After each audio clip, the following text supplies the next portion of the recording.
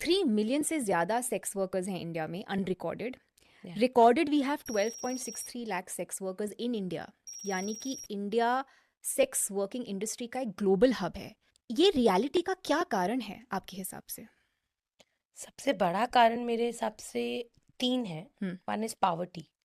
क्योंकि इतनी ज़्यादा गरीबी है हमारे देश में कि कुछ-कुछ गाँव में लड़की को बेचना एक बहुत ही आम नॉर्म है। और पैसे ले लेना। हमने बहुत सारी मूवीज़ में भी देखा है कि वो बहुत ही कुछ चंद पैसों के लिए अपनी बेटी को सेल कर देते हैं। तो एक तो है कि वो सेक्स ट्रेड में सेल कर देते हैं, दूसरा होता है कि वो शादी करने के लिए भी सेल कर देते हैं. That is also for me it's as good as sex work, because वो जिन लड़कों से शादी करती हैं वो आगे वो उनके भाई, उनके फ्रेंड्स, वो सब लोग उस लड़की का इस्तेमाल करते हैं. So poverty is one of the biggest reason why there is sex trade in India, sex workers in India so much. Second is also because there's lack of education. तो जो छोटी छोटी बच्चियां होती हैं वो लोग गांव में रहते हैं, पढ़ाई नहीं करी, उन्हें नहीं पता है बहुत सारी चीज़ें.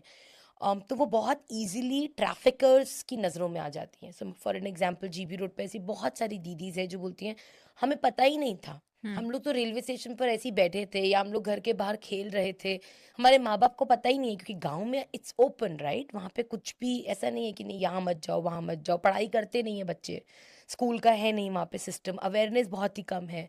सो many of the girls have been picked up like that. और वो आके कोठे में उनको छोड़ देते हैं. अब उस लड़की को क्योंकि उसका वर्ल्ड व्यू बहुत सीमित है, तो वो भागने का भी नहीं सोच सकती, बिकॉज शी डजंट नो कि मैं जाऊँ तो कहाँ जाऊँ, कौन सी ट्रेन पकड़ूँ, मैं कौन से शहर में हूँ, इस शहर से मुझे वापस जाना कैसे है. इतनी कम अवेयरनेस है, इतनी कम एजुकेशन. मैं तो बोलूँगी कि awareness, education, all of these are related. And third, I strongly believe the way women are treated in our country. हमारे लिए लड़कियां, औरतें एक ऑब्जेक्ट ही हैं. बहुत सारे, I would say it's a mental mentality का एक इशू. तो जब तक वो ऑब्जेक्टिफाइड रहेंगी तब तक हम लड़की के लिए पे करके सेक्स लेने को कभी गलत नहीं समझेंगे, और हमें लगेगा ये तो as a male that's my right, you know, that makes me man. I am paying amount and a girl is offered to me.